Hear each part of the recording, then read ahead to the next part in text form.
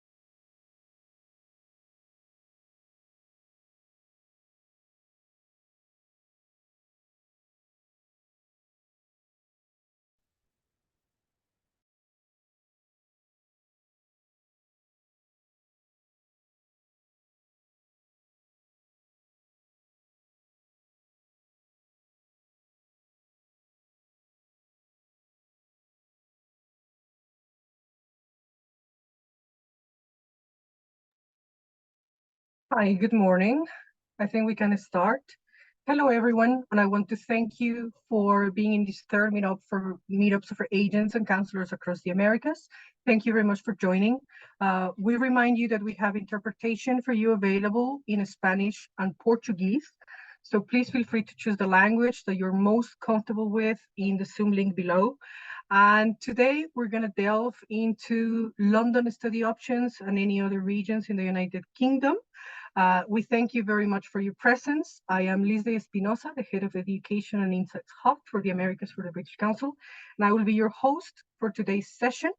We also have the presence of Alexandre Argenta, President of Belta, who will give us a kind words as an introduction. Alexandre, up to you, please. Thank you, Lizzie, for the quick introduction.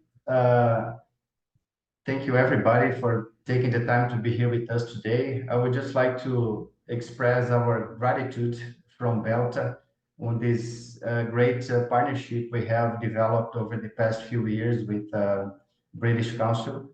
Con el British Council y también por toda la ayuda que nos ha proporcionado el British tem nos dado para todas as associações de viagem e estudo. Então, como sabemos, para enough training we should get to remain, up to date to everything that's out there, to new things and to everything needed to always counsel the students the best way. So, this kind of initiative, this kind of information session we can put together with you is always very important and welcome. And I'm sure this helps us, all of us, get better every day to always bring the best to our potential clients. So I believe it's going to be a very interesting session. As you guys believe you're covering not only London, but also other cities and regions in the UK. So, it's always good for us as agents to understand this kind of comparison or to get more information about everything that's available all over the UK. So, once again, thank you. And I'll leave the door for you guys. Thank you very much, Alexander. Okay, so before we commence, let us establish some protocols to ensure the smooth and productive flow of this online session. So we kindly ask you to keep your microphones muted throughout the presentation to eliminate any background noise. You can also turn off the video if that makes you more comfortable. The video of the session is going to be recorded, so it's going to be available in our YouTube channel for you to see it afterwards if you would like to, and you will be able to access it pretty much anytime. We will share the link with you after this session, a few days after. Active engagement is encouraged, so you may post questions and contribute to the session using the chat figure or during the session. Following the presentation of Sam, we will also have an open Q&A session, so you may raise your hand to pose any questions directly to Sam, or you may type your queries into the chat and we will facilitate their addressing to Sam once the session is finished. And I will also be sharing with you during the presentation an attendance link. So it would be really grateful for us, and it would be great if you could please take some time to fill it in. We are honored to actually have with us today Sam Whiteside. He is, sorry, he is the regional manager for the Americas at the University of Central Lancashire. He is based in Preston in the northwest of the UK. He is an experienced traveler, having traveled to over 120 countries in a professional career spanning almost 15 years. Having been at the University of Central Lancashire for 2.5 years, Sam has had responsibility for the overseas campus recruitment in Cyprus and regional responsibility for the Asia Pacific region. Sam lives close to Preston with his wife and daughter and their other 2 Sphinx cats. This session, entitled Unlocking Educational Opportunities, London versus Other Cities, will help you assess and actually counsel international students to make more informed decisions about where to pursue higher education studies in the United Kingdom. And this session will aim to highlight the advantages and disadvantages of studying in London, the capital city, with other cities across the country, along the differences with studying in England, Scotland, Wales, and Northern Ireland. And without any further delay, I pass the microphone to Sam. Sam, thank you very much for joining us today. Thank you, Lizzie, for that introduction, and thank you everyone for having me today to talk to you about my country, my nation, the United Kingdom, and all of the opportunities that there are for international students to come and study with us and at our universities. My contact details are on this opening slide if there is anything that you would like to know beyond this presentation. If there's anything you would like to specifically know about our university as well, you can check out our website. I will do a brief introduction to our university as part of this presentation, but as Lizzie said, the focus today is to understand about the different areas of the UK and the opportunities there are to study at our universities, not just in London. Of course, London is a very well-known city globally, but there is so much more to the UK than that one city.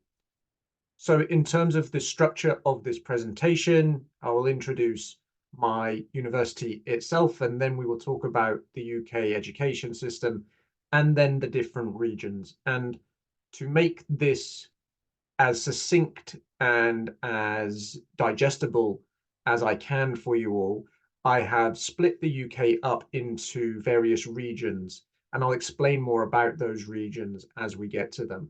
But we will, of course, talk about London, and then we will look at Edinburgh and Scotland more specifically, Cardiff and Wales more specifically, Belfast and Northern Ireland more specifically.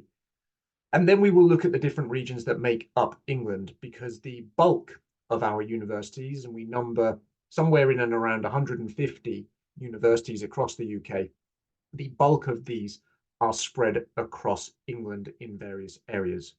I do have a slide at the end which will have various information on good resources that can assist you in understanding more about the UK, and the information that you will receive today from this presentation does come from some of those resources. They are such an important tool to assist in the counselling of international students about studying overseas here in the UK.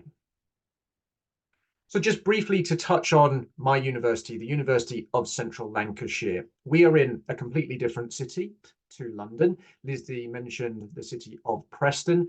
The city of Preston, where we are, is a small city. We are around 150,000 people in the city, and the University of Central Lancashire is the only university in the city. We are one of the largest in the UK. We're coming close now to around 40,000 students and staff members total. We do have an international student community made up of students from over 100 different countries around the world. And at the top of this, as Lizzie mentioned, my responsibility covers not only students from across both North and South America, but also students from Southeast Asia. So myself, I'm involved in the international student recruitment of a very diverse set of international students. We have been voted and ranked in the Times in 2023 as the most affordable university in the UK, something that we are very proud of. And we are in the top 3 universities in the UK for our mental health provision for students. We also are a university that does take pride in our graduation successes, and the city of Preston itself is considered in the UK as being one of the best university cities for graduates to stay and live in. So when we are obviously focusing today on the UK, and Preston there and UCLan has played into some key statistics, we are renowned for the quality of our education. We know here in the UK we have different sets of university groups, and the Russell Group is an example of this, a self-selected association of 24 public research universities. 60% of all doctorates gained in the United Kingdom come from Russell Group universities, and they account for 65% of all world-leading 4-star research that's conducted here in the UK. UK degree awarding bodies, which is our universities, do set their own standards for their degrees and other qualifications that they award. But since most degrees are partly or entirely publicly funded, these are really rigorously reviewed externally to demonstrate their national threshold standard, and the quality therefore has to be of a satisfactory level. 58 current world leaders have been educated here in the UK. That in itself demonstrates the quality of our education to support global development. These leaders include those from Bahrain, Belgium, Brunei, Denmark, Egypt, Ghana, Iceland, Japan, Jordan, Malaysia, Monaco, Norway, Philippines, Singapore, Switzerland, and the United Arab Emirates, to name but a few. So studying in another country, of course, does give students the chance to experience different cultures and broaden their horizons. The UK is a world-renowned tourist destination. We are, in fact, the 10th biggest tourist destination. But we have more than just that. In terms of international students, we do have a vast opportunity for students. It's around the country as a whole, the opportunity for them to explore beautiful countryside, vibrant cities, contemporary culture, historical traditions, big name brands, and unique curiosities that I believe does entice them to come and study here. When you look at our culture, there are around 2,500 museums in the UK, depending on what you include in that. We have 33 UNESCO World Heritage Sites in the UK. That includes natural heritage sites such as the Lake District. That's approximately 1 hour from where I am currently sitting here in the northwest, a beautiful part of the world. You have the Giant's Causeway, a mythical location over in Northern Ireland. Edinburgh's old and new towns, the Palace of Westminster, what you see on screen at the moment, that's where the famous clock Big Ben resides. That's where our government sits. The Tower of London and Stonehenge. If you're looking at the UK as a comparison to other countries, I always think it's worth noting the size of the UK.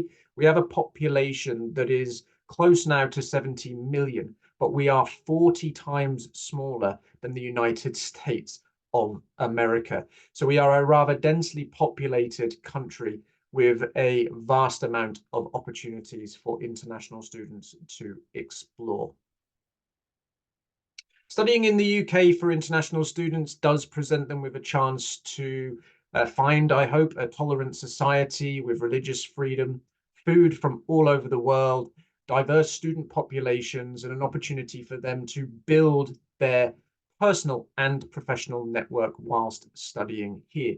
As you can see, in 2023, approximately 600,000 international students called the UK home. That's a 23.3% increase on the previous year, showing the attraction that the UK has for international students to study with us.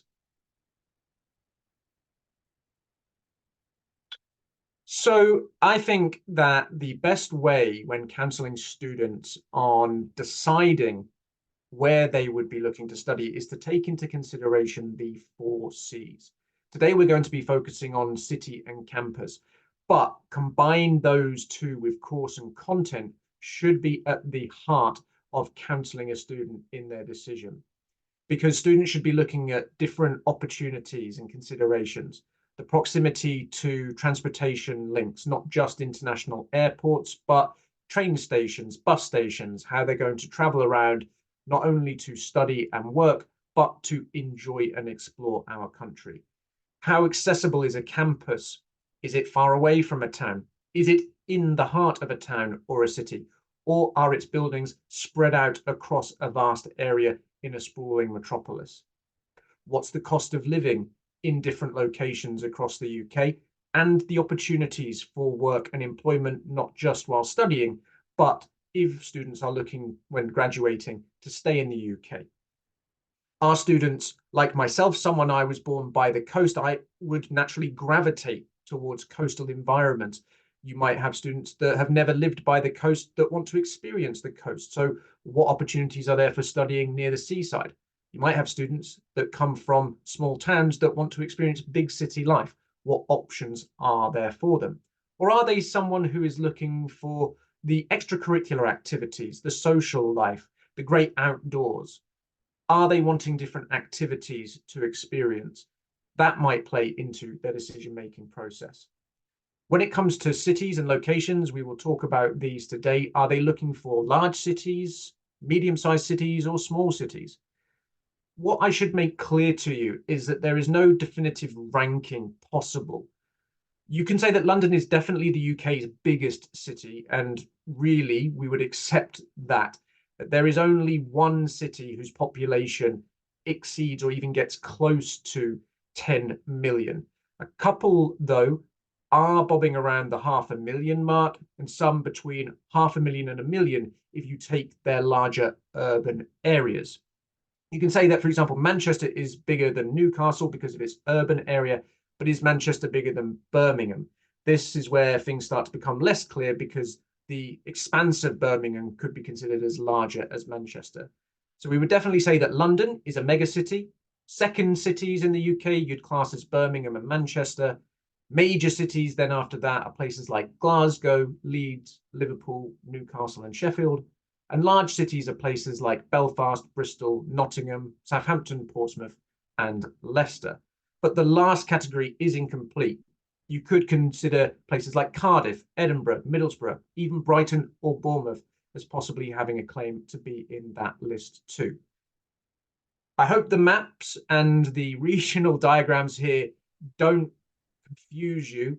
You're not going to need to know all of these areas, but I think it does help you to see how the UK is split up.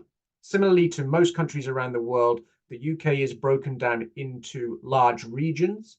Within those regions, you will find counties, and then within counties, you will find smaller districts. And so for the purpose of this presentation, to make it as easily understandable as I possibly can for those of you obviously who are not from the UK and don't understand our geography, we will be looking at the UK in its different regional entities. But first, we should consider and start off by looking at London, our capital city. So London, the capital city, sits in the southeast of England. So sometimes people might merge London with the southeast region, but because London is so vast and there are so many universities in there, we would group London as one location. London attracts thousands of students from not only the UK, but abroad. London's population is hovering between 9 to 10 million. It depends on the different demographic reports that you read. It is one of our most important tourist destinations. It's cosmopolitan by nature, a melting pot of cultures that shape its unique identity. If you're counselling students in trying to understand London, what would be worth noting is that no two boroughs are the same. So if you're exploring an area such as Hackney, that's going to be vastly different to a borough like Kensington.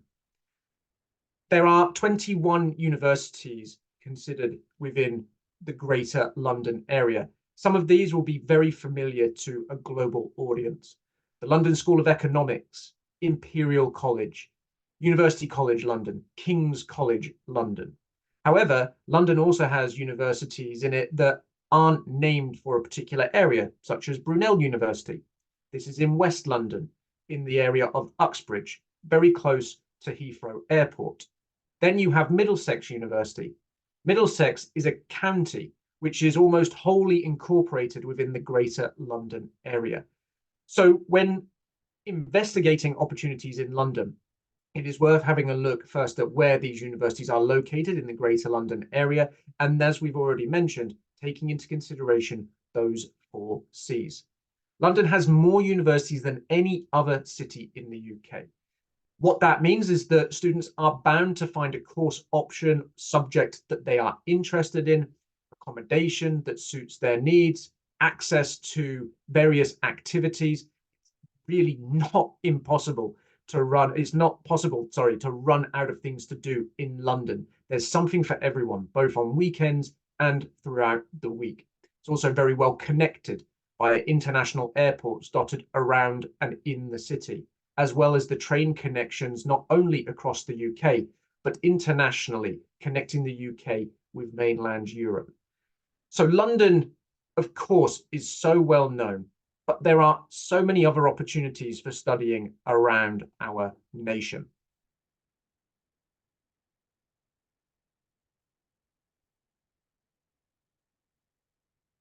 So we're going to head north.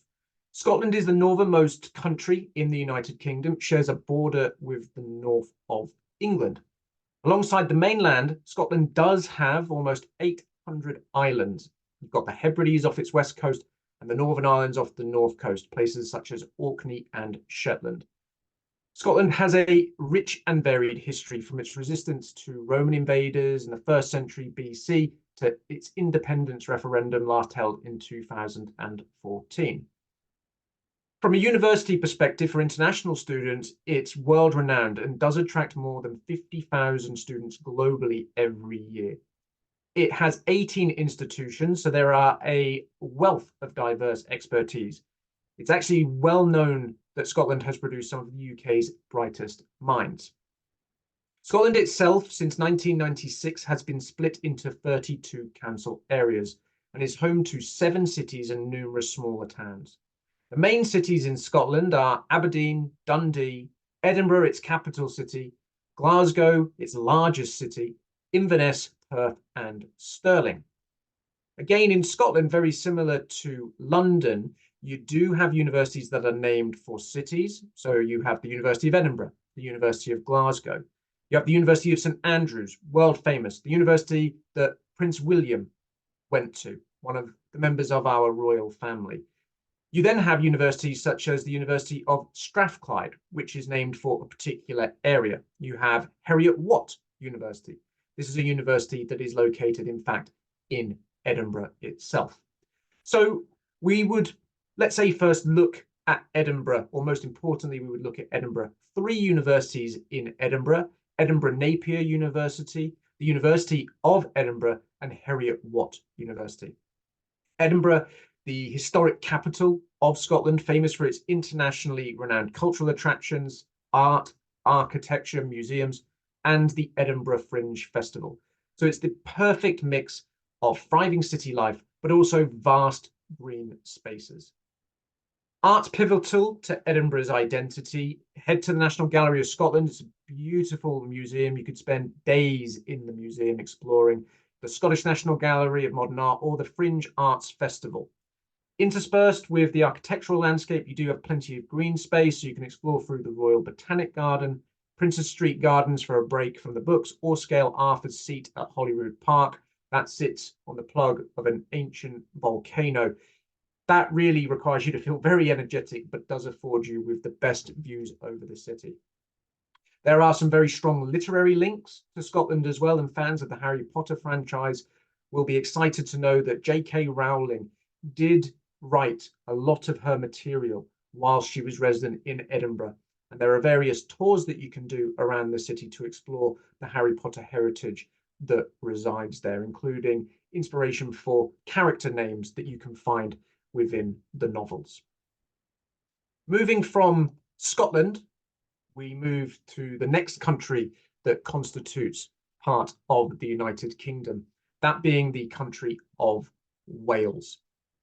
Wales has a vibrant culture, really beautiful and remarkable landscape, and a tradition of innovation and research that is really what draws more than 129,000 students to Wales each year. It has a wealth of different universities, 8 in total across the whole country, that offer an array of diverse courses and specialties. It's not hard to see why the country's student population boasts around 130 different nationalities. Many are drawn to Wales as it's generally considered a safe place to live. The cost of living is low compared to many other university towns and cities, and the locals will quickly make you feel at home. It's a very warm and welcoming nation. Wales is also split, like Scotland and like England, into numerous counties, and within these counties you'll find several main cities and towns that include Aberystwyth, Bangor, Bridgend, Cardiff, Newport, Pontypridd, Swansea, and Wrexham. And of course, Wrexham has globally been put on the map with the football team and the documentary series Welcome to Wrexham. So there's a lot of intrigue in Wales, and particularly in Wrexham at the moment. The landscape in Wales is something that students can really benefit from. There are coastal walks and day hikes. You've got 3 national trails along with the Cardigan coastline and Gower Peninsula that can get you started. The National Park of Snowdonia, Pembrokeshire National Park are also well worth a visit.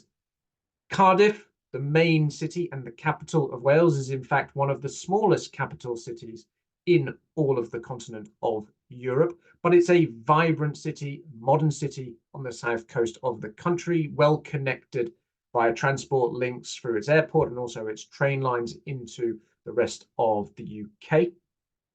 You'll find the Welsh Parliament building, the Senedd, an attractive waterfront, and a friendly and diverse place to study. Home to 3 universities in Cardiff and a wide range of degrees.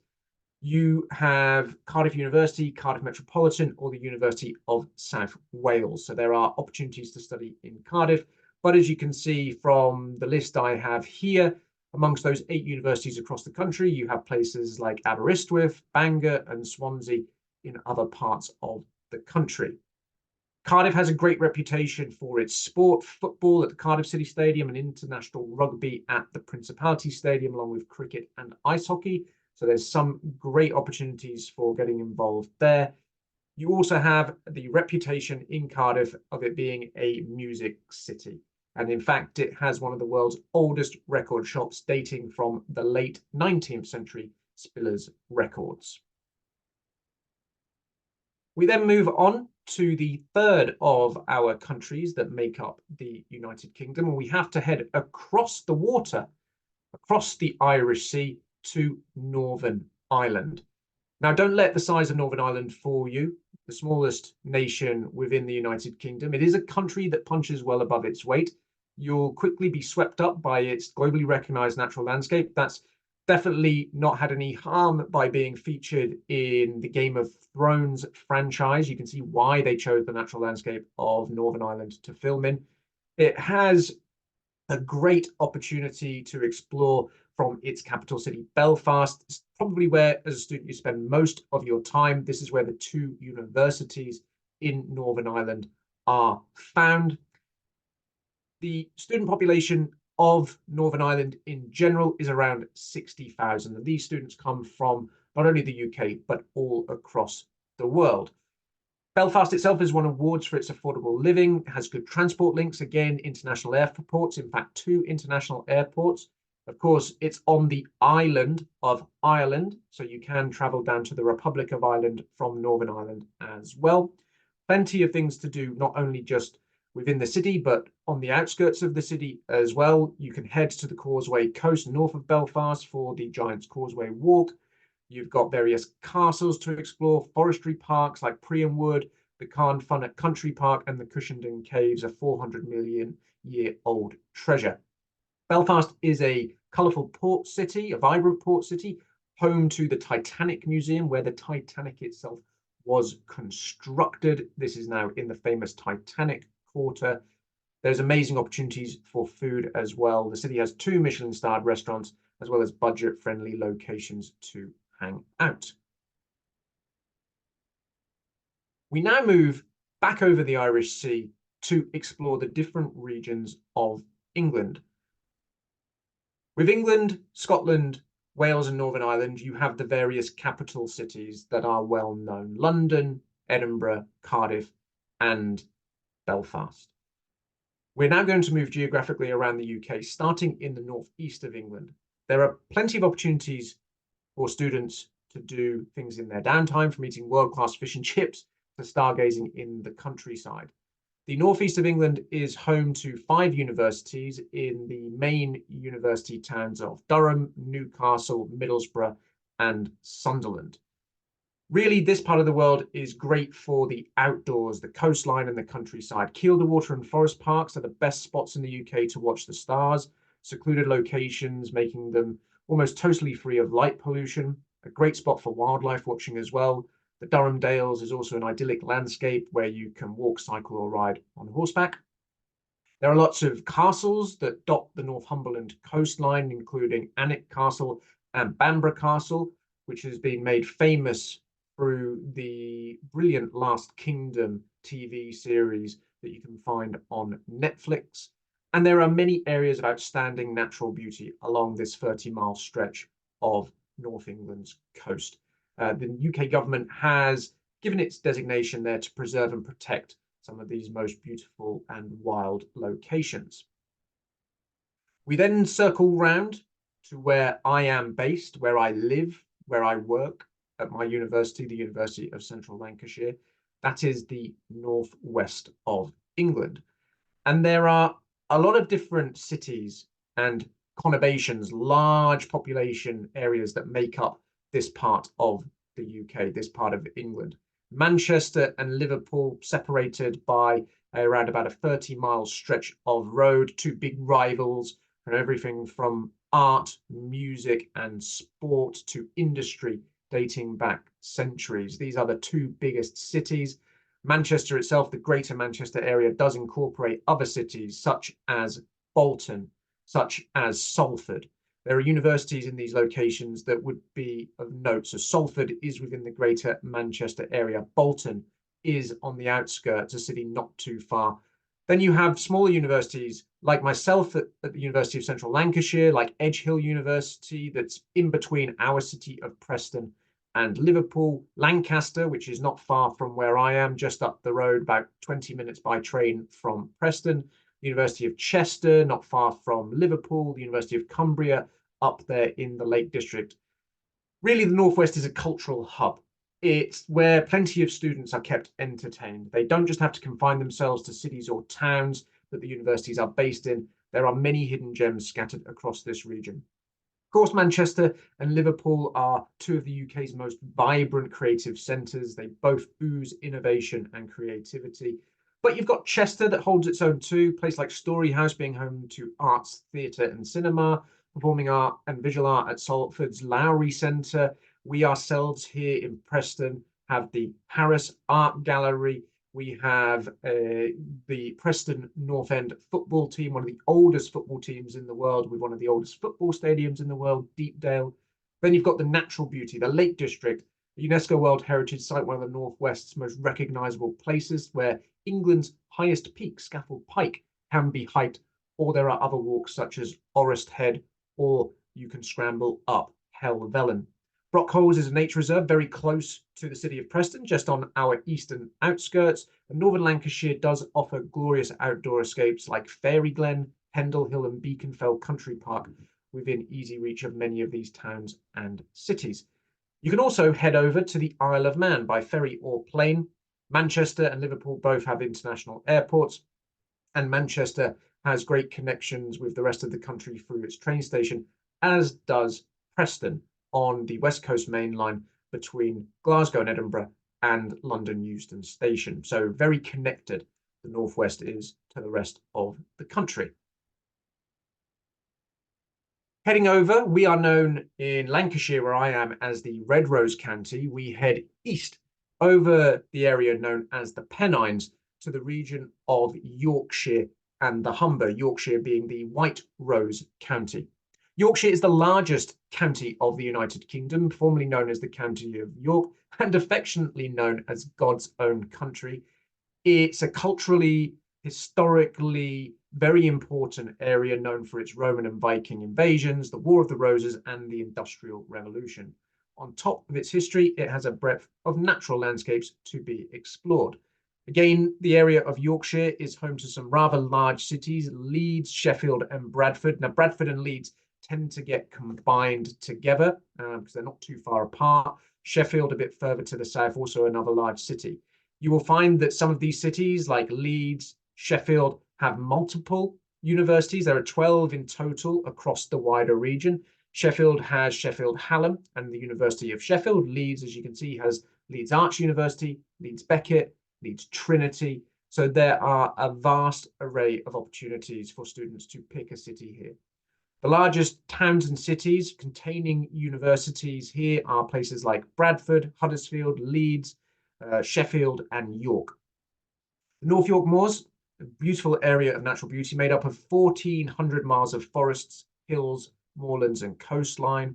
They house local wildlife, including deer and badgers. Plenty of historic sites as well. You can choose to walk or cycle through this breathtaking scenery. You've then got the Yorkshire Dales National Park and the Nidderdale area of outstanding natural beauty. Yorkshire has, if you're a foodie, the highest number of Michelin star restaurants in the UK outside of London. So the food scene here does reflect this. Great food highlights and local cuisine and produce, an array of international cuisine as well. You'll find pop-up food markets in the larger cities and the smaller towns. Yorkshire is well known for its bread baking tradition and its tea, although people here in Lancashire might rival them for tea as well. But there are lots of things to do to keep students busy in uni holidays and at weekends. We then are moving our way down England to the middle of the country, split across the Midlands into the West Midlands and the East Midlands. And this is really the heart of England. If you're looking at the UK in general, the heart of the UK, or the middle, let's say the geographic middle of the UK, would be Lancashire and Yorkshire, but the middle of England can be found across the West and East Midlands. The West Midlands itself is a metropolitan county, combined authority area, and second most populous region outside of London. As you can see, Birmingham, the largest city here, considered the second city of the UK with over 1 million people. It's a very important hub of commerce and industry, strong local infrastructure, makes it a very attractive destination for students and graduates. The major towns and cities here would be Birmingham, Coventry, Dudley, Sandwell, Solihull, Stratford-on-Avon. The picture on screen is William Shakespeare's birthplace, as an example, Walsall and Wolverhampton. So exploring the area, if you were going to Stratford-upon-Avon, you'd find the Shakespeare Theatre, where the world-famous Royal Shakespeare Company regularly performs classic work. The West Midlands is home to a very large South Asian population. So if you do like your food, culinary culture is reflective of this here. You can find one of the oldest curry houses in Birmingham, the Taj Mahal restaurant, established in 1962, or walk around the Balti Triangle, choose one of their many other Balti houses that they have to offer. You've got beautiful countryside. The Cotswolds is where you'll find walking and cycling trails, taking the beauty of the English countryside. If you're an adrenaline seeker, this is also where you'll find Alton Towers in Staffordshire. This is one of our most well-known theme parks. Most of the universities here will be found in the larger cities. So Aston University, Birmingham City University, the University of Birmingham, all found within Birmingham City itself. Wolverhampton in Wolverhampton, Warwick and Coventry, both in Coventry. So Warwick University is not actually within Warwick itself, the town of Warwick. It is in the countryside, a campus university on the fringes of Coventry, between Coventry and Warwick. So it's worth exploring when you're looking at maps of the UK where these universities are. And then you have places like Keele and Staffordshire University in the wider area as well. We move from the West Midlands over into the East Midlands. There's not going to be a test, by the way, on these different regions. You will obviously be able to get this recording. You'll be able to revert back to the map at the beginning, and these regions are defined there, so it'll be easy for you to plot out where these universities are. So in the East Midlands, this is where, again, you've got towns mixed with exploring countryside, diverse city landscapes, vibrant culture, and fascinating history. This is the region that invented the crisp, or the potato chip, which is obviously well loved, not just by students, by most of us, I'm guessing. There is a variety of different lifestyles on offer here, so students from abroad can easily find a home in the East Midlands. Made up of 6 counties, and the main cities to take note of would be Derby, Leicester, Lincoln, Northampton, and Nottingham. Again, with these 9 universities, these are reflected in these cities. So City of Derby has the University of Derby. City of Leicester has the University of Leicester. The City of Northampton has the University of Northampton, and Nottingham has Nottingham University, but also Nottingham Trent University. Loughborough and De Montfort are then within the area of the East Midlands, not too far from these major cities. You'll be sport for choice again with the outdoors here. What we would say, or what I would look at, is the fact that, yes, we have cities, but around our cities you will find sprawling countryside, the great outdoors to explore. Even London does have large parks and areas of natural beauty that can be explored. Within this area, you've got the Peak District National Park, Sherwood Forest, where the famous tales of Robin Hood come from. And this is a statue of Robin Hood that you see here on screen. You've also got some great valleys and walks or small towns to explore, like Oakham or the Rutland Water Reservoir, that can be explored by bike. We're then coming to a place that's very close to my heart, the part of the UK that I am from, where I was born and raised, the east of England. More specifically, I'm from the county of Suffolk, which is one of the 6 counties that make up the east of England. It's a fairly large area, in fact. It includes the counties of Bedfordshire, Cambridgeshire, Essex, Hertfordshire, Norfolk, and Suffolk. And living in this area, being so close to the coast as these counties are, is special, an experience that students really can take full advantage of. One of the UK's most picturesque regions, renowned for its beaches, countryside, landscapes, and charming villages. So there's lots of opportunities for international students to have adventures here. Beyond its natural beauty, they're also looking, I would guess, at the highly regarded institutions, as this region is home to one of our most famous, the University of Cambridge. Major cities and towns in the east of England include Bedford, Cambridge, Colchester, Ipswich, Norwich, Luton, Peterborough, and Southend-on-Sea. 8 universities across this region: Anglia Ruskin University and the University of Cambridge. These are in Cambridge itself. Anglia Ruskin does have some satellite campuses to be aware of. You've got Norwich University of the Arts and the University of East Anglia. These are both in Norwich. The UEA itself is a campus university just on the outskirts of Norwich, on the western side of the city, but still very easily accessible to get to Norwich city centre. Norwich is a very small city. It's a city that I spent my formative years going to high school, visited the UEA many times on field trips and the like. It's a place that's very close to my heart, as I say, having come from the Suffolk coastline. Suffolk now, my county, does have its own university. This is the University of Suffolk, and that's based in the town of Ipswich. So what you might notice here in the east of England, when you're researching and you're looking at these universities, that they don't here, apart from the University of Cambridge, relate to a city in their title. So Anglia-Ruskin University is in fact based predominantly within Cambridge. The University of Bedfordshire predominantly in Luton. The University of East Anglia predominantly in Norwich. The University of Essex split between Colchester and Chelmsford, both in the county of Essex. University of Hertfordshire, you're moving over into the west of the region, and the University of Suffolk predominantly in the town of Ipswich. So it's worth noting that in these nuances of naming conventions of universities. The East of England's cathedrals and museums, I would say, offer a real window into our historic culture. We are now infusing that with modern architecture. Places like the Sainsbury Centre of Visual Arts, which is based at the UEA in Norwich. It's actually a filming location in the Marvel Cinematic Universe in one of the Avengers movies. So it gained a bit of international recognition in Hollywood there as well. Opportunities for performances and festivals that occur year round. We have in Suffolk, for example, Latitude Festival.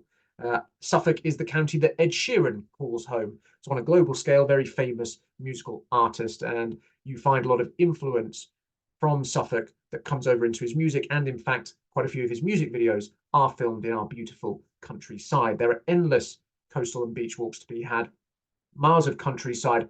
Norfolk is home to the area of natural beauty that is the Norfolk Broads, a series of inland waterways where you can take boats out for the day and find beautiful pubs and restaurants along the banks of the rivers to explore as well.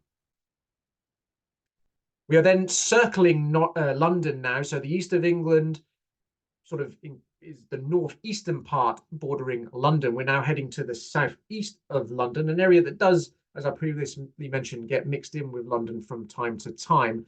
And this is a very vast area and a hugely populous area of the country as well. It's also, which might be a benefit to students that do like the warmer climes, although I'm saying that currently when it's hovering around 0 where I am sat.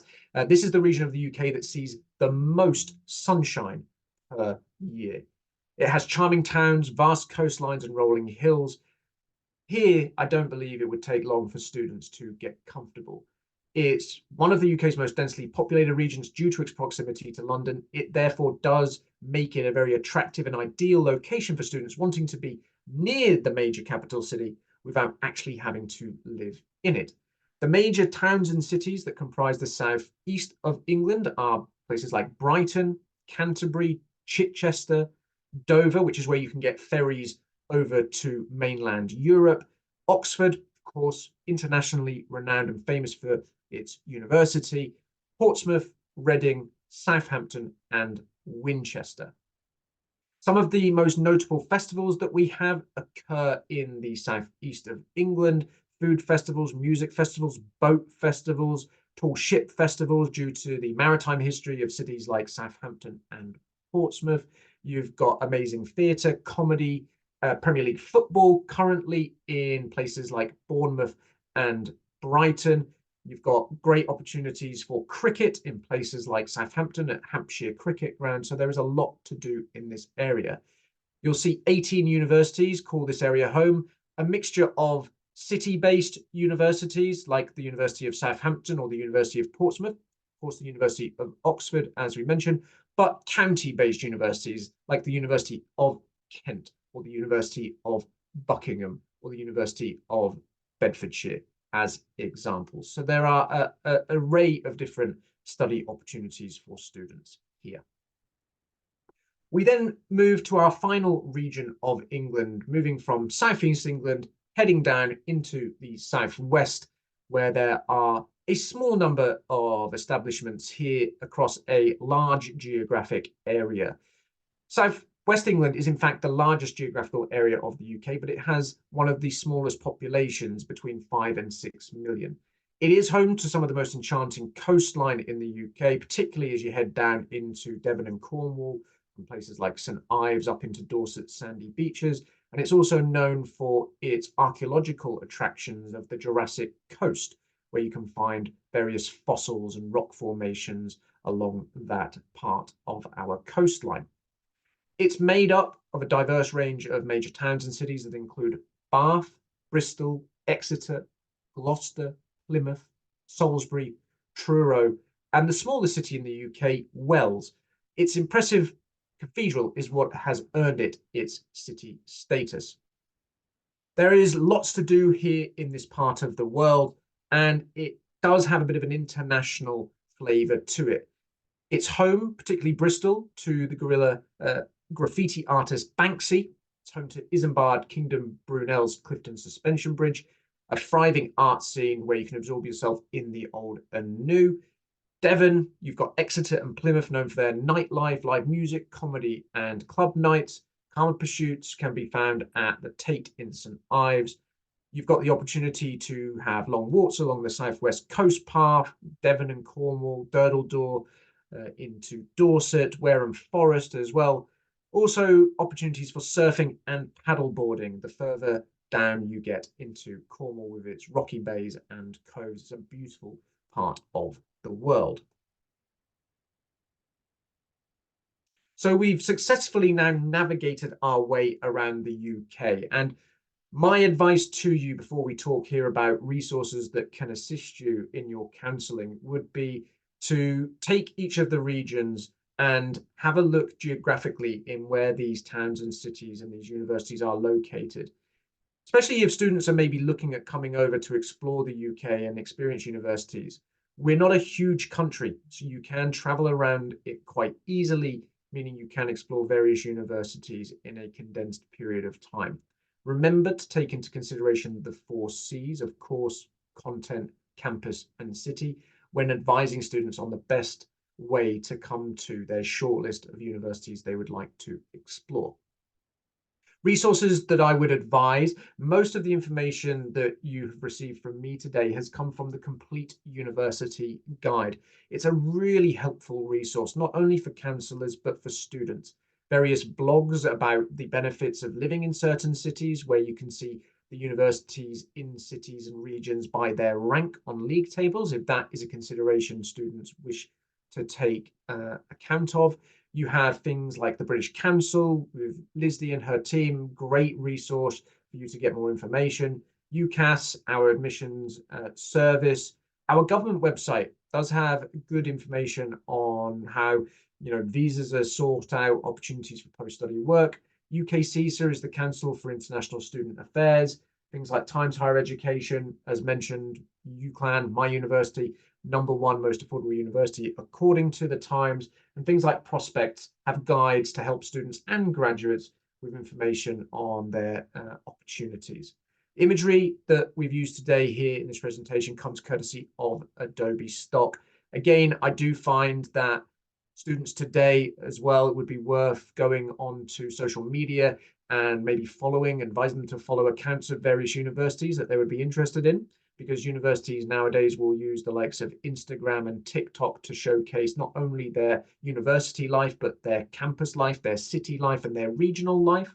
Really helps students to have a feel for the university. A lot of it will be student-led content, but also if students are set on a particular university, have a look at what social media that area has, that county, that city. Visit Britain or visit Wales or visit England, visit Scotland and so on, the tourist board websites, so that students really can understand more about the history, the culture, the heritage, because university life, as I was told by an international student at my university, is not just about a ranking from an international student perspective. It's about so much more. It's about the environment they're studying in. It's about the life that they're going to lead here, whether they come for 1 year or they stay here for 3, 4, 5, 6 years. Being comfortable, being in a place they're going to call home and feel at home is really important. So doing that research would really benefit them. I hope that's been helpful for you today. I know it's a lot of information to take in. We may be a small nation, but we have a lot to offer, and I'm more than happy to answer questions. I've today made sure that I don't put too much of my personal opinion in, as I've not lived in all of these areas of the UK. I've lived in a few. This has been a factual representation of our nation, and I hope it has been useful for you. Thank you very much, Sam. Well, first of all, thank you for the presentation, and I would really like to thank you for the effort that you put into, and I would agree with you. I think the most important for you as agents and counselors when you're advising students to go into the UK is to look beyond ranking, especially for cost reasons, for the needs of the student, and particularly the field of the study that they're interested in. That is something that Sam has mentioned, and it's really, really important for you as counselors, as agents, to keep in mind when you're advising students and parents and answering questions to those people that are planning to go on to the United Kingdom. So thank you again, Sam. And now it's time to open the floor for questions and answers session. So I encourage all of you to participate. It's either by raising your hand to ask questions directly, either to Sam or to me, if I could help you in any way, or by typing your queries into the Q&A session. Sam and me are here to address your concerns, provide you with clarity on the different regions of the United Kingdom as a study destination. And let's try to make this opportunity the most to learn and engage in a meaningful dialogue. We have one Sam that I'm not sure if you would be able to answer. But are all of the universities, this is from Fabiana, are all of the universities that you mentioned ready to work with international agencies? So it's not something I could answer directly, Lizzie. What I would say is that UK universities do understand the role that international agencies and recruitment agents play in supporting recruitment goals and ambitions. Each university will have its own international strategy, have strengths that will benefit different population bases around the world. And so it might be worthwhile, Fabiana has asked this question, might be worthwhile if a particular agency specializes in a certain field. Let's say it's engineering. Having a look at what universities, via the resources we listed, so again, things like the Good University Guide, you can list universities by ranking in a specific subject. So if an agency was a specialist in engineering students and placing engineering students, they could look at what the top ranked universities were in the UK for engineering, or have a look at the industry in a particular region of the UK. Where is a good region for arts and media? I could tell you that the northwest of England has one of the largest advertising sectors in the UK. So you have the creative hubs of Manchester and Liverpool that can support a student population for placement and also a graduate population for job opportunities. So if an agent specialized in students who do art and media, visual arts, performing arts, they might consider that regionally that would be a good place to send students to. So it's worth doing that research. I know, again, that the UK government does have some useful information on how agents can work with UK bodies and organisations. It would be worth checking out those, as there are various regulations to take into consideration. And UK universities are looking at working to a framework with agents from overseas to ensure various compliances, quality of students, and obviously something that is mutual beneficial to all. So I couldn't tell you if universities are specifically looking to work with agents, but it's not to say, you know, that we don't see the value in agents and the support we gain from them. Thank you, Sam. And if I could probably add a bit onto that, Fabiana, I think it's very important what Sam has just mentioned. So I think it would be very good for you as agencies or as counselors to actually approach the universities that you see that they have more demand from your students, because every single student has different needs. What we do sometimes as British Council is when we attend these international fairs or when we attend events, also through our online training, you also enter a database in which universities back in the United Kingdom can actually access your details. So that could be another point of visibility for you as agents. So I will explain a little bit towards the end of this session, but thank you very much, Fabiana. We have one more. We have a few questions on the chat. I don't know if you can answer this one again, Sam. How easy is to get a visa for students in the UK? Yeah, so again, Lizzie, I'll be as diplomatic as I can with my general UK hat on. So first of all, students have to generally meet entry requirement standards and offer standards that any university will provide them in order to be in receipt of the CAS, the Confirmation of Acceptance to Studies, which starts the visa process. So that's the first thing for any counsellor to know. A student can't just apply and get a visa without having met conditions, whether they be academic or financial or both, that different universities will have set those students. Second of all, the gov.uk website that I showcased on the resource area has a lot of very useful information on the visa process and requirements. So I would encourage counsellors, if you're not familiar with the process, that resource, the gov.uk resource for student visas, you can quite easily type into any search engine, UK student visa gov.uk, and it should bring you to those pages.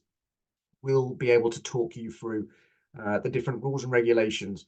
I will say that regulations do change, and we here in the UK are going through a process at the moment where we may, well, we have to have a general election this year, so there could potentially be a government change. So that website link is always going to be your best source of information because it is the most updated. Not individual university websites, not student blogs and things like that. The gov.uk website is your main point of reference for any visa regulations and updates, which includes things like visas for families that I noticed that question did also add in. So these regulations did change last year regarding family members and dependent visas. So the gov.uk website, I'll reiterate that again, is your best source of accurate information. Thank you, Sam. And it's something also that I would recommend to agents and counselors is to keep track of the constant changes to visas. Unfortunately, something that continuously changes, as Sam has mentioned.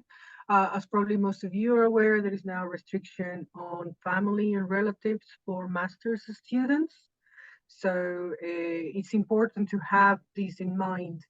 We offered a webinar as well. If you go back to our YouTube channel, British Council Americas, we did have a session on UKVI and visas updates back in October, November last year.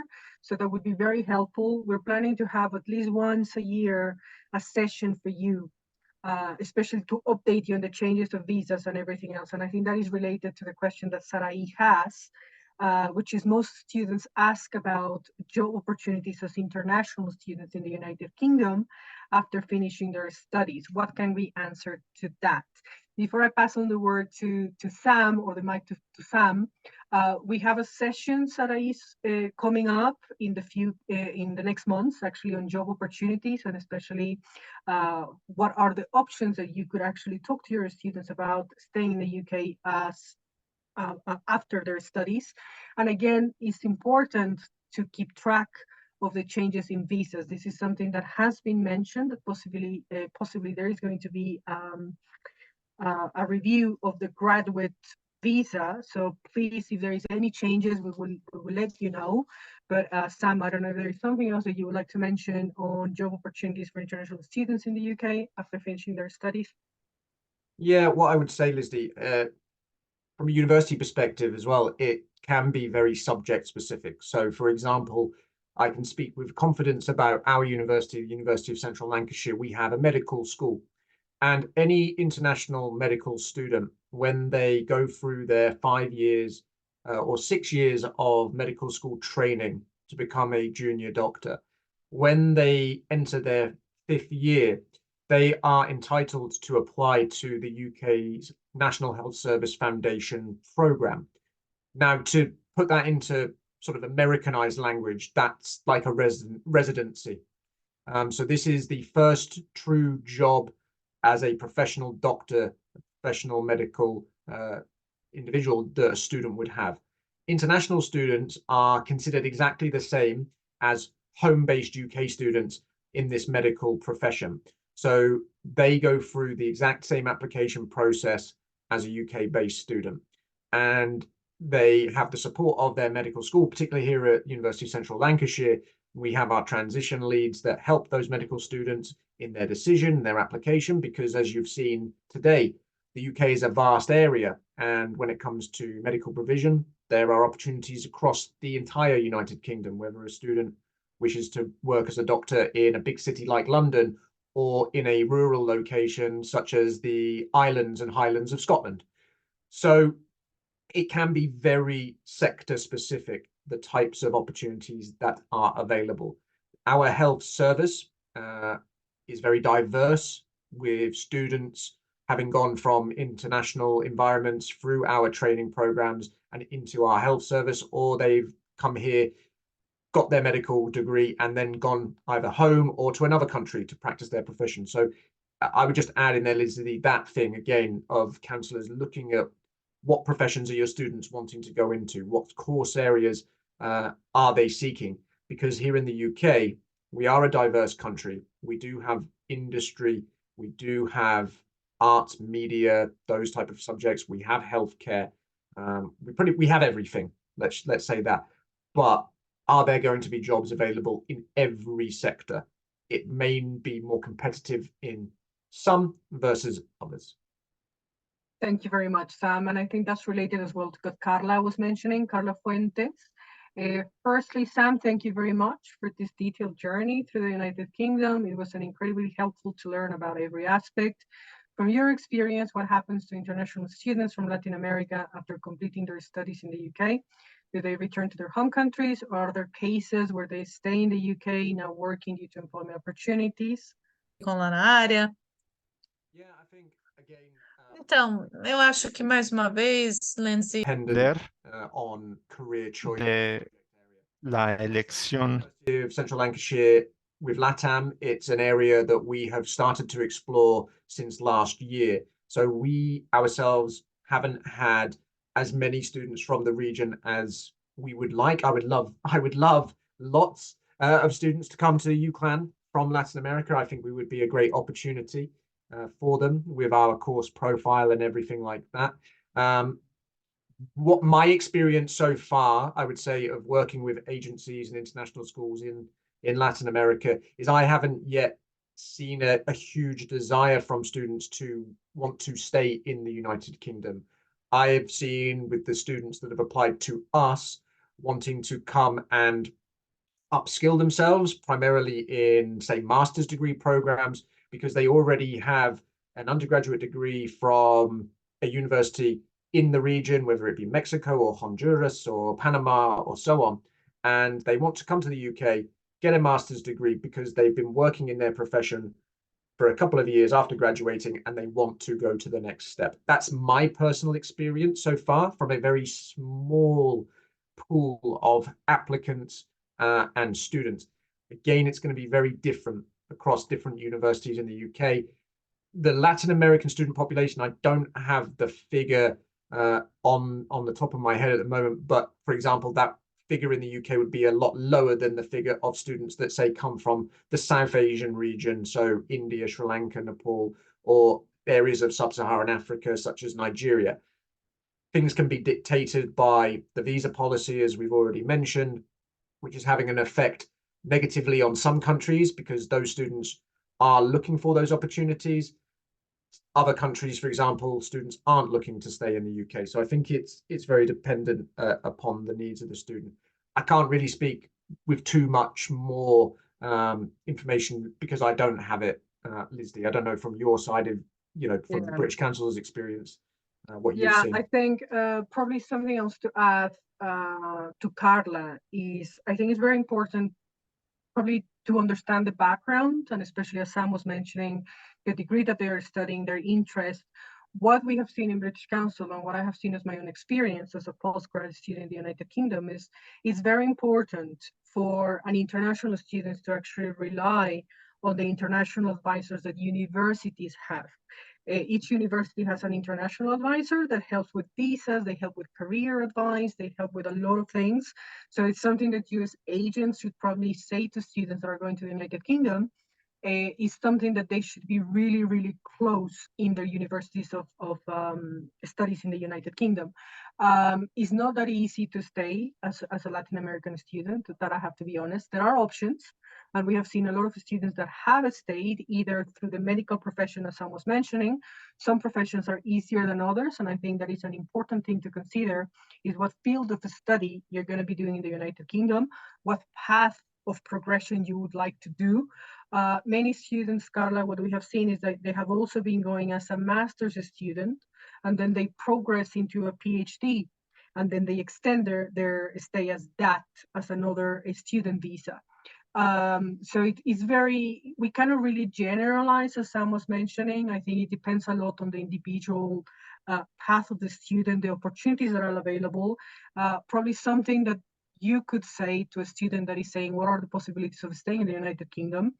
Try to research your possibilities as early as possible. Don't wait until you have finalized your studies to actually start looking for job opportunities. If you can do that probably 3-4 months, even 5 months prior to you finish your studies, that could potentially give you a better chance to actually get a job or an internship or any other work vacancy or anything else that you can stay in the United Kingdom. And again, this is depending on visa regulations. So please make sure that for every advice that you give students, it's in line with the UKVI and gov.uk updates that we have for visas. So I think that is the most important thing. I think I'm very, I think I'm very Sam. spoiled as well, Lizzie. I should add that in my wider team in the international office at the University of Central Lancashire, I'm lucky to have a colleague from Brazil, Colombia, and Argentina. So I have 3 colleagues who've all come from Latin America, come to the UK, and are now working, you know, in an international office environment.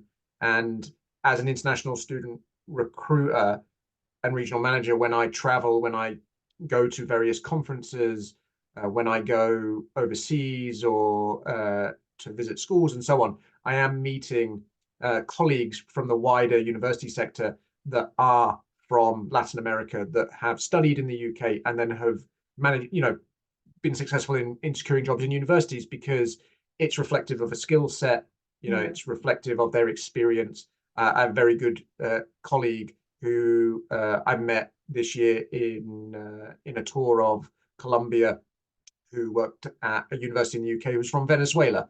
You know, so there are opportunities. Again, you're right. It's the experience that students will have over here, and whether they choose to want to stay, if they can, the regulations and so on. But as I say, I feel very lucky that I have had the opportunity to work very closely with people from the wider South America, Latin American region, who've stayed in the UK and gained employment and are enjoying, you know, spending time in the UK and working. Yeah. Thank you very much, Sam. Well, I want to really thank you for sharing your experience and valuable insights with us today. It's been a enriching experience, and I think that we have all gained a deeper understanding of the advantages and disadvantages of studying in London with other cities and regions across the UK. So thank you very much.